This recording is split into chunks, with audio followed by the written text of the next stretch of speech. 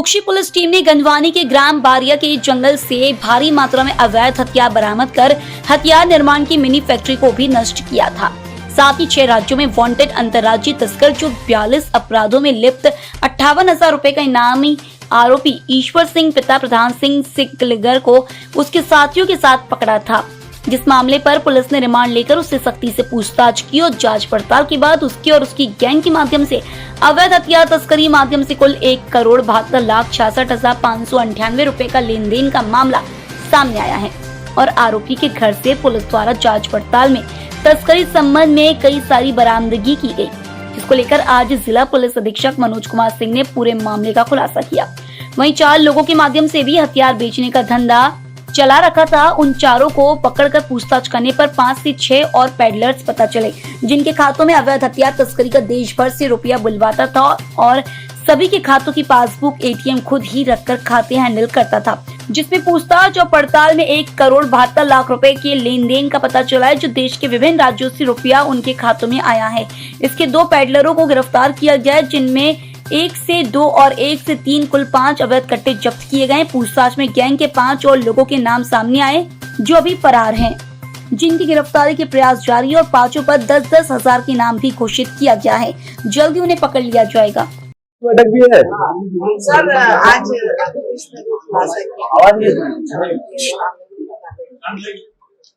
देखिए, सबसे पहले आज भारत निर्वाचन आयोग ने मध्य प्रदेश के आगामी विधानसभा चुनाव की तारीखों की घोषणा करी है। तो आप सबके माध्यम से धार की आम जनता को मैं आश्वस्त करना चाहता हूं कि धार विधानसभा चुनाव निर्भीक हो, निष्पक्ष हो, पारदर्शी हो और भयमुक्त हो। इसके लिए हम पूरा प्रयास करेंगे और हम प्रतिबद्ध भी हैं। ऐसा माहौल बनाएंगे, किसी भी गुंडे बदमाश के खिलाफ सख्त से सख्त कार्रवाई करेंगे ताकि ऐसा माहौल बने कि लोग निर्भीक होकर के मतदान कर सके। जहां तक आज के खुलासे की बात है, तो आप सबको पता है कि पिछले दिनों ईश्वर नाम के व्यक्ति को हम लोगों ने अवैध हथियार तस्करी के मामले में उसके पूरे गैंग को पकड़ा था। गैंग को पकड़ने के बाद हमने एक एसआईटी गठित करी थी। हमारी एसआईटी ने पिछले 13 दिन में बहुत मेहनत करके बहुत सारे तथ्यों का खुलासा किया है। उसके इंटरोगेशन से हम लोगों को ऐसे तथ्य सामने आए हैं कि पहले जो 33 मामले थे, अब कुल मिलाकर के 42 मामलों में यह अपराधी रह चुका है और 6 राज्यों में ये वांटेड है। इसका जो बेचने और हथियार बनाने का तौर तरीका था और जिस तरह से पेडलर बना रखा था, उन चारों की हम लोगों ने पड़ताल करी, पूछताछ करी।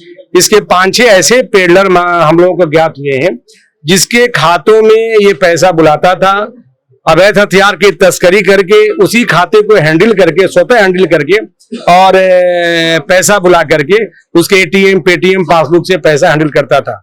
तो अभी तक अवैध तस्करी के धंधे में लिप्त होकर के इसने जितने खातों का उपयोग किया है, उस सभी खातों का हम लोगों ने जांच की है, डिटेल बुलाया है। तो कुल मिलाकर के 1,72,00,000 के लेन देन के हिसाब इससे मिले हैं।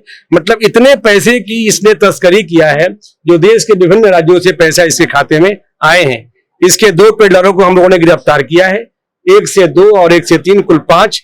और उस गिरफ्तार करने के बाद सुबह ईश्वर के घर की हमारी पूरी SIT team, additional SP city, SDOP Kukshi, SDOP Manawar, थाना प्रभारी कुक्षी, थाना प्रभारी गंधवानी, हमारी साइबर की पूरी टीम, इन लोगों ने उसके पूरे घर की तलाशी ली। तलाशी लेने के बाद उसके घर से 2 अवैध शस्त्र, 4 जिंदा कारतूस, एटीएम, आधार कार्ड, पास उसका मोबाइल फोन, 3 मोबाइल फोन सब जब्त हुए हैं। और इसके पूरे घर की तलाशी में ऐसे भी कुछ तथ्य सामने आए हैं कि कहाँ छुपता था, कहाँ रहता था, कैसे भाग जाता था, उन सबकी जानकारी हम प्राप्त करके हमारी जांच आगे बढ़ेगी। इस प्रकार ईश्वर का बहुत बड़ा गैंग है। इसके पूछताछ में 5 इसके और गैंग में सदस्य होने का पता चला है। 5 अभी फरार हैं, जिसकी गिरफ्तारी का हम सार्थक प्रयास कर रहे हैं। 5 के खिलाफ हमने 10-10 हजार का कुल 50,000 का इनाम भी घोषित किया जा रहा है। मुझे उम्मीद है कि इसके गैंग के और लोग पकड़े जाएंगे तो निश्चित तौर पर खुलासा होगा और जब्तियां भी होंगी।